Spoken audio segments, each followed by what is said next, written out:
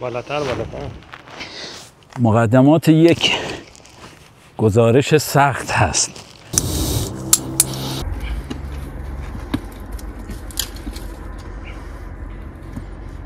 نقش رستم مهمترین آلبوم سنگی جهان که 3500 سال تاریخ ایران رو بر سینه سترگ کوه روایت می کند. ایلامی، هخامنشی و ساسانی. در محوطه نقش رستم 4 آرامگاه وجود داره که در صخره عمودی کوه کنده شدن و ما از این 4 آرامگاه فقط آرامگاه داریوش رو مطمئن هستیم که به ایشون تعلق داره به خاطر کتیبه‌ای که در این آرامگاه هستش. ما امروز می‌خوایم وارد یکی از مرموزترین آرامگاه‌های هخامنشی بشیم. آرامگاهی بین زمین و آسمان با ارتفاعی بلند. حدوداً فرض کنید یک برج 30 طبقه.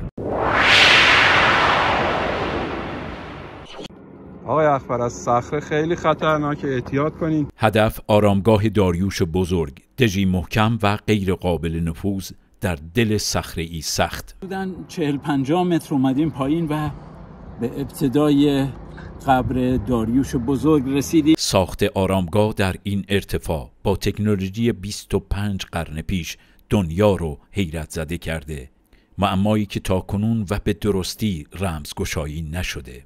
الان میخوایم وارد آرامگاه داریوش بزرگ بشیم و ببینیم چه شکلی هست.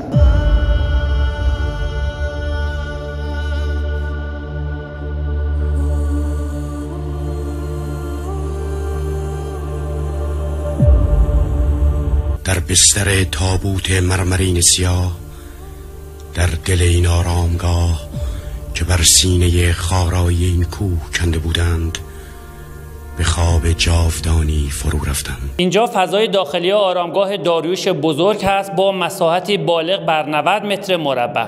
به محض ورود به داخل آرامگاه یک دالان وجود داره که به طول 18 متر و نیم و ارتفاع 3.80 و 3 تا دهلیز داریم که داخل هر دهلیز 3 تا قبر قرار گرفته.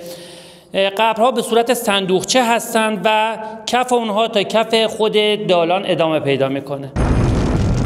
در حمله بیرحمانه اسکندر مقدونی تمام آرامگاه‌های هخامنشی تاراج و تا حدودی تخریب شدند. هرچند تاریخ ایران مملو از رویدادهای تلخ و شیرینه، اما وجود این آثار بی‌بدیل نشون میده که نیاکان ما در مسیر تاریخ دور و دراز ایران برای خلق این آثار ستبر و شگفت‌آور علاوه بر اراده، دانش و هنر از جان هم مایه گذاشتند. محمد حقپرست، خبرگزاری صدا و سیما، نقش رستم.